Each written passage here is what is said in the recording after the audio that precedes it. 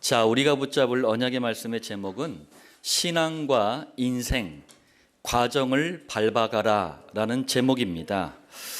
어제 이제 제 표현으로는 우리 석가모니 벌스데이였죠. 그래서 주변에 제가 한 번도 가본 적이 없는 곳이 있어요. 그게 원불교 교당이거든요. 한 번도 가본 적이 없었는데 어제 가가지고 사모가 이제 여러 컷의 사진을 이제 가지고 왔어요. 놀랬던 게 뭐냐면은 딱 이게 보면은 연등 이것만 딱 빼놓고 원불교의 표시 동그라미 이것만 빼놓잖아요. 교회예요, 교회. 예배당처럼 만들었더라고요. 완전 다 예배당이에요. 옆에 흡음보드 이렇게 아트보드라고 옆으로 다 이렇게 막아놓고 딱 자기네들 식으로 이제 뭐 예불 끝나면은 밑에 가서 식사하는 식당도 있고 완전히 건물도 누가 봐도 그건 교회 건물이에요. 그래서 마음속에 야, 우리 21세기 안디옥 교회 예배당은 이거보단 좀 낫게 지어야 되겠다 이런 생각이 들더라고요. 자, 첫 번째 서론입니다. 모든 성도의 가정은 주일 예배를 어떻게 이해해야 됩니까? 고린도전서 3장 16절에 너희는 너희가 하나님의 성전인 것과 하나님의 성령이 너희 안에 계시는 것을 알지 못하느냐. 자, 주일 예배는 이 말씀의 성취를 매주마다 누리는 시간입니다. 자, 첫 번째입니다. 다시 한번 말씀드리면 주일 예배는요, 모든 성도의 마음속에 내주한다는 말은 함께 사신다라는 얘기예요. 그분이 성령님입니다. 성도의 마음속에 내주하시는 성령님을 강단에서 선포되는 그리스도의 말씀 안에서 누리는 시간이에요. 성령, 영이란 말이에요. 내가 만질 수 없고 느낄 수도 없고 볼 수도 없어요. 그 성령님을 언제 누리느냐? 예배를 통해서 누리는 거예요. 성령님은 그냥 예배가 아니라 그리스도를 발견, 고백, 체험, 누림, 증거하는 성도 마음속에 영원히 함께 하십니다. 두 번째입니다. 주일 예배는 성령님께서 강단을 통해 모든 성도를 인도하시는 말씀을 받는 시간입니다. 다시 말하면 성령님은요, 우리가 이제 새로 한 주간을 살아가야 되잖아요.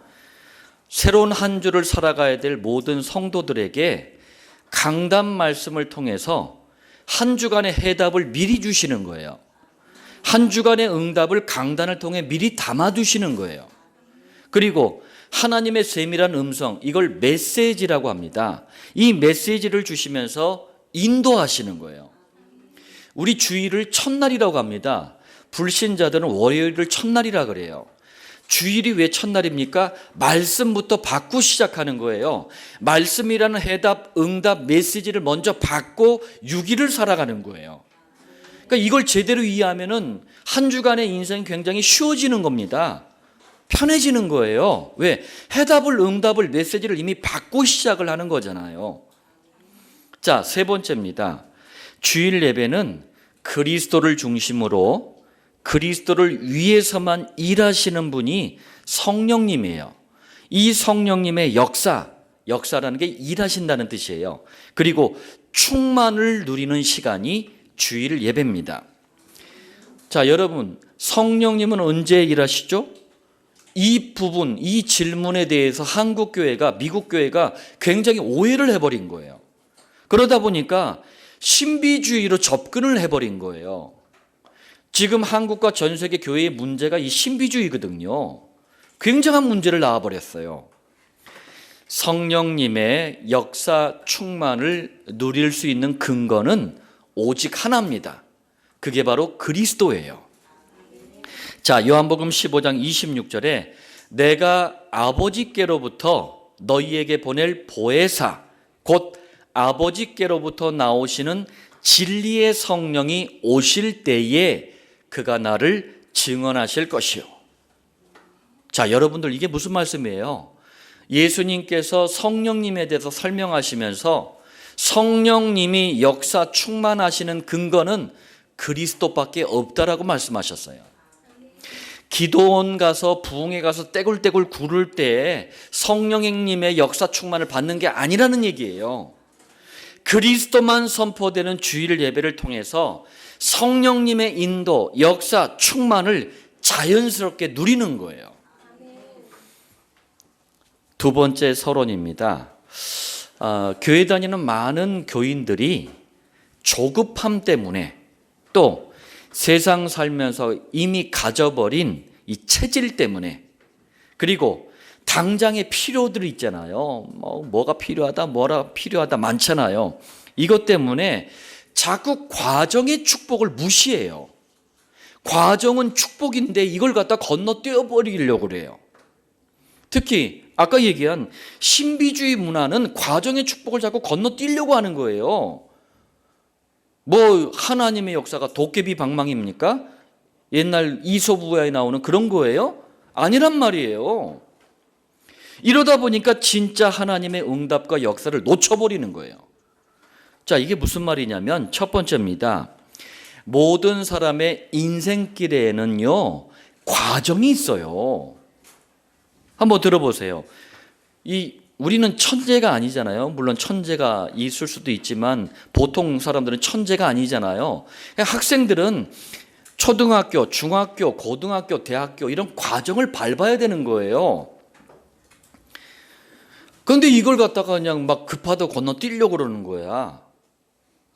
한국 사람들의 조급한 성격을 나타내는 속담들이 있잖아요. 뭐 보면은 번갯불에 콩 볶아 먹는다. 그런 분 계세요? 번갯불에 콩 볶아 먹는 분. 그리고 뭐 우물에 가서 숭늉 찾는다. 그리고 물을 보기도 전에 바지부터 벗는다. 뭐 이게 지금 우리 한국 사람들이 조급한 성격을 나타내는 속담이란 말이에요. 이제 막 회사에 들어갔어. 내일 사장 되는 거 아니잖아요. 과정이 필요해요. 또 건강은 막 돌보지도 않고 막 마음대로 막 그냥 막 몸을 갖다 혹사시켜 그래 놓고 막 그냥 건강하기를 바래. 그 이상한 사람이에요. 두 번째입니다. 하물며 가장 소중한 신앙도 마찬가지란 얘기예요.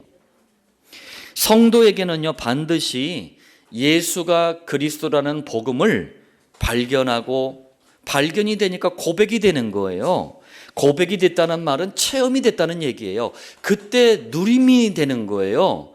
그 누림이 될 때 증거가 되게 돼 있습니다. 이런 과정이 있어야 되는 거예요.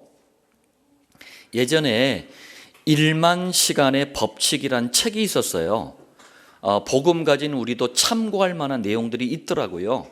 거기 보니까 그 내용이 뭐였냐면 이 세상의 모든 성공한 사람들, 전문가들은 싹 다 1만 시간 이상을 집중적으로 투자했다. 뭐 그런 얘기예요.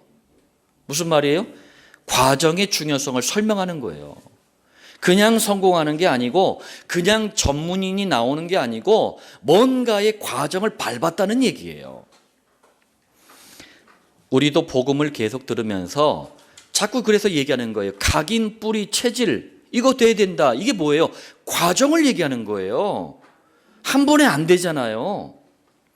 그럴 때만이 성도에서 제자로 그리고 전도자로 하나님께 귀하게 쓰임받는 인생이 되는 거예요. 신앙과 인생의 과정의 축복을 제가 과정의 축복이라 그랬습니다. 진짜 축복이거든요. 이게 굉장히 좀 어렵고 힘들고 뭐 낯설고 뭐 그럴 수도 있는데 이게 축복이라니까요. 이걸 무시하지 마세요. 제대로 밟아서 하나님께 귀하게 쓰임받는 모든 성도님들 되시길 예수님의 이름으로 축복합니다. 자, 왜 그런가 우리 본론을 통해서 보겠습니다. 본론 첫 번째예요. 신앙과 인생 이 과정을 밟지 않고 건너뛰려고 그랬어.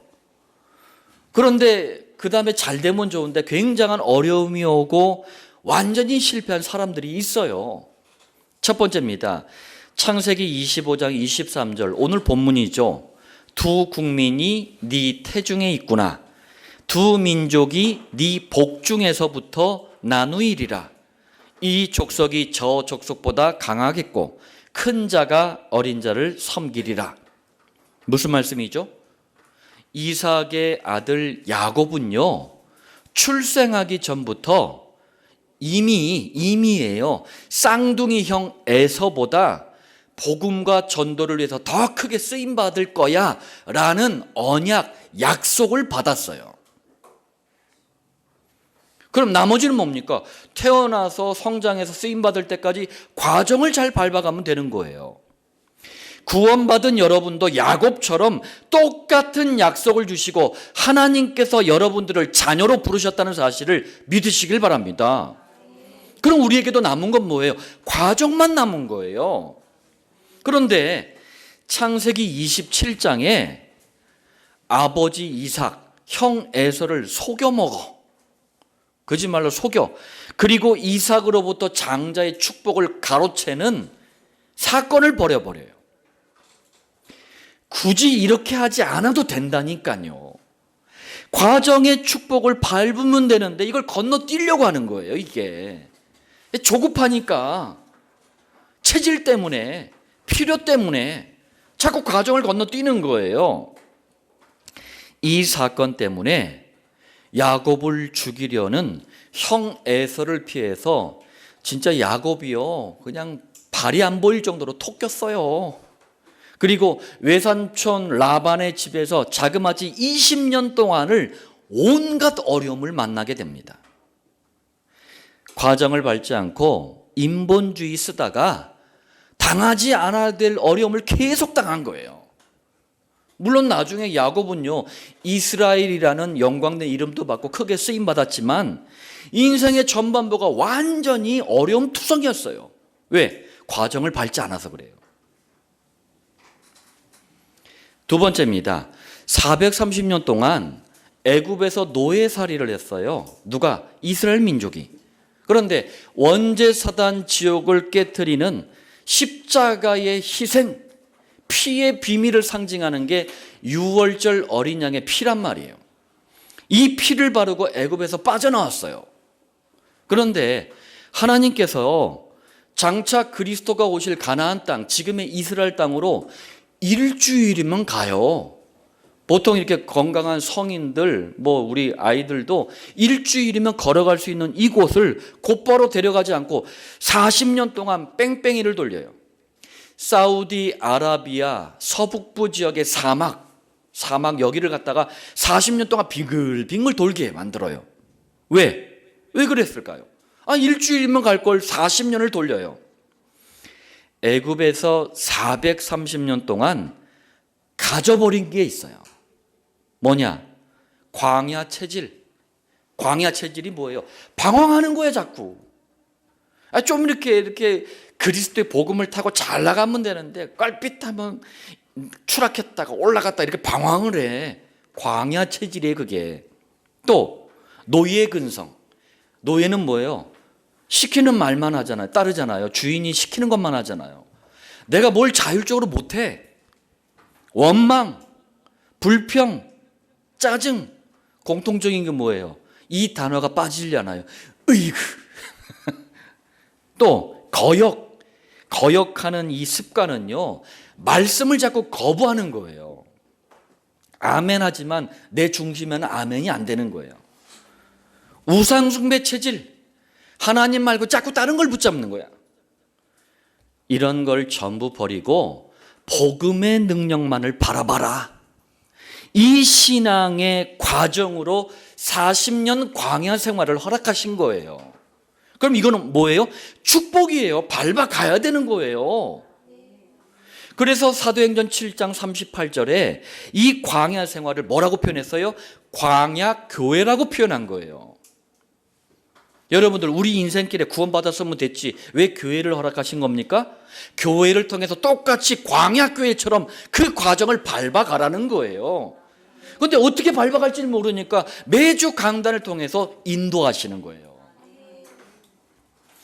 굉장한 신앙생활이 이게 원리고 축복입니다. 자, 그런데 이 과정이 짜증이 나는 거야. 지가 가지고 있는 체질, 근성을 생각하지 않고 짜증이 나는 거야. 빨리 안 되니까. 빨리 우리 대한민국 외국에 나가니까 어디서 왔니? 제가 한국에서 왔다 그러니까 이 사람들이 묻지도 않는데 갑자기 하는 말이 빨리 이러더라고요. 한국 사람들이 외국 나가면 계속 그랬나 봐. 빨리 그랬나 봐. 우리 한국 민족의 특성이 그래요, 또. 그러니까 또 반역을 일으켜 막 원망과 불평을 막 쏟아내. 온갖 불신앙을 다 쏟아내. 희한해요.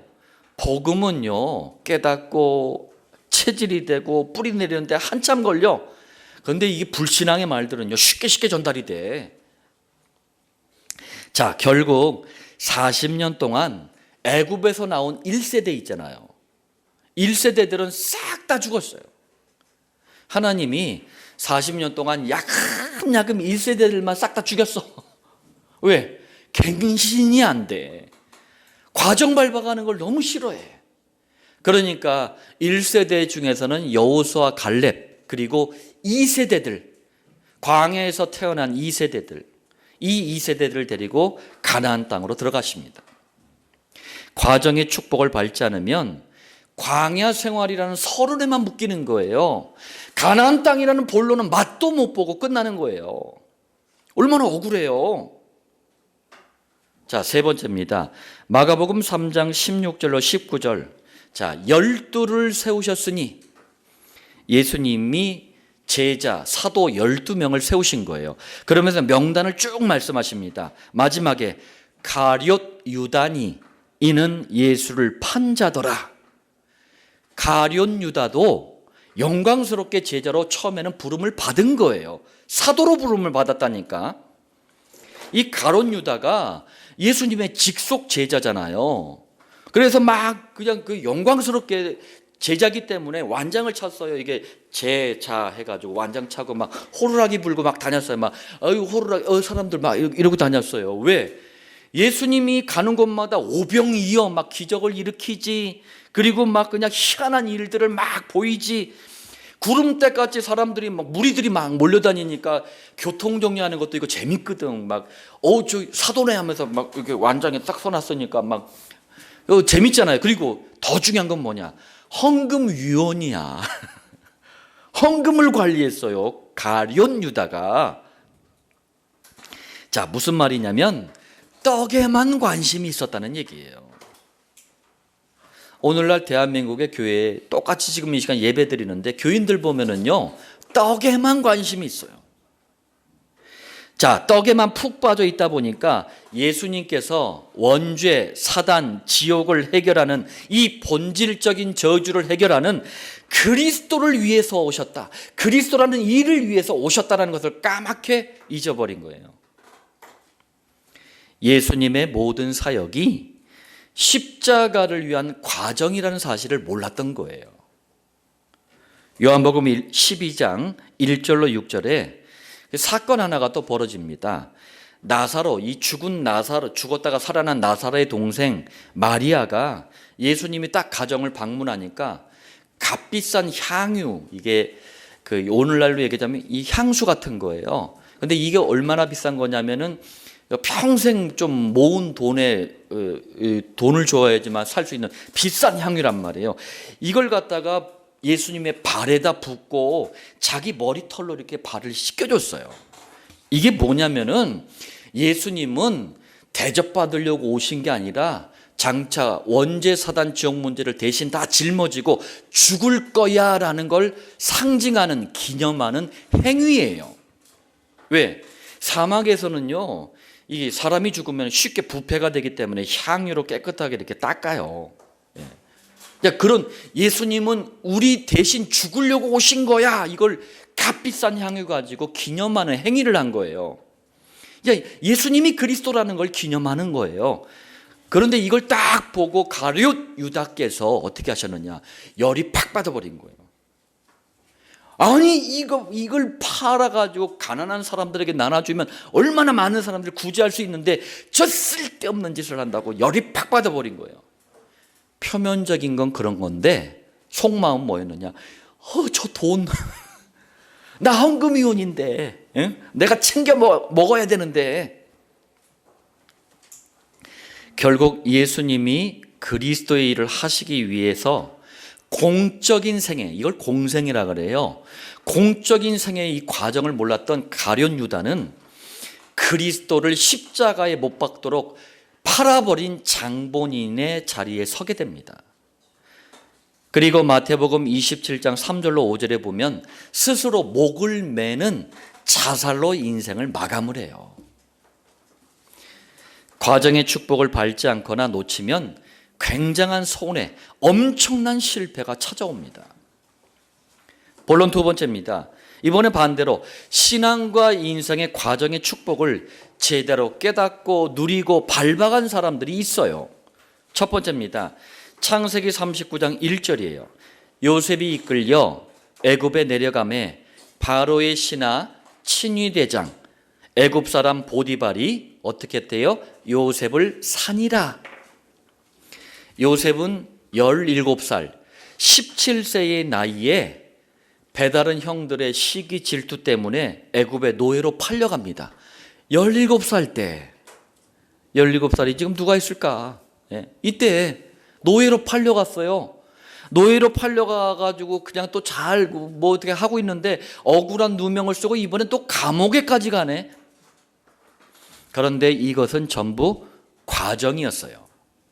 노예 생활은 전 세계 경제를 주무르고 있는 애굽의 경제를 배우는 기회가 됐습니다. 감옥 생활은 전 세계에 영향을 주는 애굽의 정치를 배우는 과정이었어요. 자그마치 13년의 시간이 전부 뭐라는 얘기예요? 과정의 축복이었다니까요. 어느 날 13년이 지난 어느 날 애굽의 왕 바로가 이상한 꿈을 꿔요. 아무도 해석을 못하는데 바로 죄인이던 요셉이 꿈을 해석해 줍니다. 이때 바로 왕이 뿅 가버렸어요. 너무나 큰 지혜가 있는 요셉을 보고 애굽의 총리로 세웁니다. 창세기 41장 46절 요셉이 애굽 왕 바로 앞에 설 때에 몇 살? 30세라. 이게 무슨 말이냐면 요셉이 애굽의 총리가 될 때 나이가 30살이었는데 애굽에서 국가 공무원이 되려면 30살 이상이 돼야 돼요. 17세의 노예로 끌고 와서 13년간의 과정의 축복을 밟게 한 다음에 때가 되니까 30세가 딱 되니까 하나님은 일을 일으켜서 요셉을 본격적으로 쓰임받게 하신 거예요. 요셉은 13년간의 과정을 제대로 깨닫고 밟고 누린 거예요. 여러분들도 누리시길 바랍니다. 두 번째입니다. 사도행전 9장 1절로 19절이에요. 이게 사도행전 9장이 복음의 왼수예요. 바울이 드디어 예수님이 직접 만나 주셔서 회개시키고 구원받게 해서 전도자로 부르시는 장면이 사도행전 9장입니다. 그런데 사도행전 11장 19절로 30절 이건 또 안디옥 교회가 세워질 때의 과정이에요. 바나바라는 전도자가 다소에 있던 바울을 부릅니다. 다소가 길리기아 다소라고 바울의 고향이에요. 고향에 있던 바울을 데리고 와서 안디옥 교회에 데리고 와서 안디옥 교회를 세계복음하는 교회로 굳건하게 세우는데 쓰임받게 합니다. 그럼 한번 보세요. 사도행전 9장에서 부르셨고 10장 건너뛰고 11장이란 말이에요. 장수로는 3장인 것 같은데 이 간격이 날짜로 계산하면 자그마치 13년이에요. 13년 만에 바울은 전도와 선교를 위해서 본격적으로 쓰임받기 위해서 하나님이 부르신 거예요. 후에 바울은 신약성경 절반이 넘는 14권의 신약성경을 씁니다. 곳곳마다 목장을 열고 교회를 세우는 전도자가 됩니다. 만약에 13년이라는 과정을 통해서 그리스도와 세계복음화를 인생의 결론으로 해답으로 붙잡는 과정이 없었다면 바울은 쓰임받을 수가 없었을 거예요. 하나님은 영원한 응답을 맛보도록 바울에게 과정의 축복을 허락하신 거예요. 세 번째입니다. 사도행전 16장 1절이에요. 바울이 더베와 루스드라에도 이름에 거기 디모데라 하는 제자가 있으니 이제 바울이 전도 사역을 하면서 르스드라라는 지역에 갔는데 디모데를 만난 거예요. 그 어머니는 믿는 유대 여자요, 아버지는 헬라인이라. 자, 디모데는 헬라인 아버지와 유대인 어머니 사이에서 태어난 다문화 가정 출신이에요. 호뉴라예요. 우리 한국 사람들이 특이라고 하죠. 자, 이건 굉장히 어려워요. 왜? 헬라인 아버지는 그때 당시 완전히 타락한 세상 문화, 육신 성공의 대명사가 헬라인이에요. 헬라 문화가 그래요. 이게 그리스 로마 문화거든요. 그리스 문화 보세요. 예전에 이제 제가 저기 어디야, 그쪽 지역에 가볼 기회가 있어가지고 거기는 못 가봤어요. 왜 화산 때문에 완전히 묻혀졌다가 발굴된 도시가 어디죠? 하여튼 있다 그러고 어디지? 생각이 안 나네. 예, 화산이 덮어가지고 베수비오 화산인가? 그 폭발해가지고 완전히 덮어졌던 도시가 있잖아요. 그러다가 폼페이요. 그렇구나. 폼페이. 여기 보면은 남자가 남자끼리 이렇게 서로 껴안고 있는 게 나와요. 남자가 남자끼리. 그게 그런 이 화산이 덮고 나니까 몸은 다 녹여버리잖아요. 그리고 안에는 텅 비어 있대요. 여기다가 뭐 시멘트가 하여튼 뭘 주입시켜 가지고 겉에 걸 딱딱 털어내고 나면 그 틀이 딱 나온대요. 그런 과정을 통해서 이렇게 발굴을 했대네요. 그런데 남자끼리 막 여자끼리 막 껴안고 있는 게 너무 많았대요. 동성애 때문에 그런 거예요. 너무 심했어요. 이 타락한 세상 문화, 육신 성공을 헬라인 아버지로부터 배운 거예요. 그런데 유대인 어머니로부터 뭘 배웠겠어요? 사람을 살리는 복음 교육을 배운 거예요. 한번 보세요. 완전 극과 극이잖아요. 여기서 오는 갈등이 만만치 않은 거예요. 그런데 디모데후서 3장 15절 바울이 디모데를 향해서 이렇게 얘기했어요. 어려서부터 네가 성경을 알았다. 디모데를 딱 만났을 때 어린 디모데를 만났거든요. 바울이 그냥 그야말로 아까도 여기 좋은 표현으로 뿅 가버렸어요. 너무 복음 교육이 잘 돼 있는 거예요. 디모데는 아버지로부터 받은 세상 문화, 육신 성공에 빠져서 죽은 게 아니고 오히려 세상을 복음으로 살릴 수 있는 복음 교육을 제대로 받은 거예요. 어떻게? 디모데후서 1장 5절에 말씀합니다.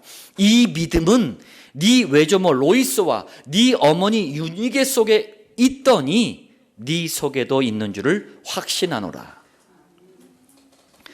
출생할 때부터 성장할 때까지 모든 과정에 외할머니 로이스, 어머니 유니게의 복음 교육이 있었던 거예요. 이런 신앙의 과정은 사도 바울 이후의 시대를, 사도 시대 이후의 시대를 속사도 시대라 그래요. 속이라는 게 이어준다는 뜻이에요. 사도 시대 다음 시대, 속사도 시대의 리더로 디모데를 쓰임받게 합니다. 과정이 있어요. 과정이 축복을 밟아가시길 바랍니다. 본론 세 번째입니다. 21세기 안디옥 교회와 7천 목장의 성도들이 그럼 반드시 밟아가야 할 신앙과 인생의 과정은 뭘까요? 여러분들, 교회는, 목장은 이거 가르쳐 주는 곳이에요. 첫 번째입니다. 신앙과 인생의 첫 시작이에요. 첫 번째 시작은 오직 복음으로부터 출발해야 돼요. 교회가 이걸 못 해준 거예요. 교회가 이걸 못 해주니까 대한민국의 교회는 많다고 하는데 현장을 완전히 흑암이 잡아버린 거예요. 자, 복음은요, 무조건 힘쓰고 막 애쓰고 금식하고 막 내가 막 죽어라 뛰고 막 노력하는 종교가 아니에요. 종교는 그렇게 해야 돼요. 근데 지금 교회들이 종교를 가르쳐 주고 있어. 막 이래야 되는데 그럼 뭘 위해서 이렇게 하는 거예요 도대체? 불신자랑 똑같아요. 메시지가 성공해야 된대. 그 성공에서 자살하게 만들려고, 그 성공에서 사람들을 어려움에 빠뜨리려고. 복음은 그렇지가 않습니다. 신앙과 인생을 복음에서 출발하려면 여러분들 복음만 선포되는 강단 말씀 중심의 신앙을 가져야 돼요. 인생도 강단 말씀의 흐름을 따라가는 거예요. 아까 서론에 얘기했잖아요. 우리 첫날이 오늘입니다. 오늘 한 주간의 인도를 받는 모든 말씀을 오늘 받는 거예요. 나머지는 6일은 뭡니까? 이 말씀의 성취를 보는 거예요. 강단 말씀에 신앙과 인생의 모든 방향을 맞추는 거예요. 공부하는 학생도 있고 일하는 우리 직장인도 있고 주부도 있고 여러 사는 모습이 다 다르잖아요. 그런데 그 중심 속에 강단 말씀이 딱 자리를 잡고 있어야 되는 거예요. 두 번째입니다. 그러려면 매주 주시는 강단 말씀을 지금 나에게 주시는 하나님의 음성으로 들어야 돼요. 아유 하필 오늘 저 집사가 들어야 돼. 저 집사가 안 왔네. 하필 오늘 그 집사가 들어야 되는데 그 집사가 안 왔네. 무슨 소리 네가 들어야 돼. 하나님의 음성으로 들으세요. 그리고 강단 노트에 정리를 하세요. 강단 노트에 6일 동안 이걸 삶의 현장으로 가지고 가세요. 그래서 하루 똑같이 동일한 시간 하루 3번씩 시간을 정해서 묵상하세요. 묵상이라는 게 어렵지가 않아요. 아니 직장 생활하면서 괜히 성경책 앞에 놓고 성경 보지 마세요. 불신자들이 짜증내. 전도에 방해만 돼. 강단 노트 딱 펴놓고 티도 안 나잖아요. 메모한 것 같잖아요. 딱 펴놓고 한번 쓱 본 다음에 눈 뜨고 한번 생각을 해보세요. 눈 뜨고 생각이 기도예요. 마음이 기도입니다. 말씀을 생각하는 게 기도라니까요. 기도에 자꾸 제한을 두지 마세요. 예배당에 나와서만 하는 게 기도가 아닙니다. 골방에 들어가서 하는 기도만 기도가 아니에요. 내 생각과 마음을 말씀에 집중하는 그 시간이 기도입니다. 이걸 정시기도라 그래요. 세 번째, 이렇게 정시기도가 되어지면 강단 말씀이 우리 첫날 받은 이 강단 말씀이 6일 동안 계속 어떻게 됩니까? 성취가 돼요. 성취가 돼. 사건을 만나는데 강단 말씀의 한 구절이 떠올라져. 일을 만나는데 강단 말씀의 한 부분이 생각이 나. 왜? 그게 성취가 되는 거예요. 그게. 이 말씀이 네 삶 속에 이렇게 너를 인도하고 있는 거야. 이 말씀대로 네가 생각하고 판단하고 결정하고 선택해. 이게 성취되는 거예요. 이렇게. 이걸 체험하잖아요. 그러면은 평상시가 이 6일이 말씀의 인도를 받는 인생으로 자연스럽게 바뀌어요. 그리고 말씀의 역사를 누리는 신앙체질로 자꾸 바뀌게 됩니다. 제가 현장에서 만나는 교인들 보면은요, 대책이 없어. 요만한 일만 만나잖아요. 그냥 막 허둥지둥이야. 어떻게 될지를 몰라. 심지어는 어떻게 하느냐. 제가 무당 전도하러 갈 때 진짜 가슴을 제가 치고 싶더라고요. 무당 전도하러 갔더니 무당들 방문하는 손님 중에 절반은 교인들이야. 점집을 가고 무당집을 가. 왜? 요만한 일만 터져도 어떻게 인도를 받아야 되는지 어떻게 되는지를 모르는 거예요. 네 번째입니다. 이렇게 강단 말씀이 성취되는 비밀을 알잖아요. 그러면은 이때부터 자연스럽게 주시는 하나님의 응답이 있어요. 내가 사는 지역, 내가 하는 일, 만남이요. 굉장히 축복이 됩니다.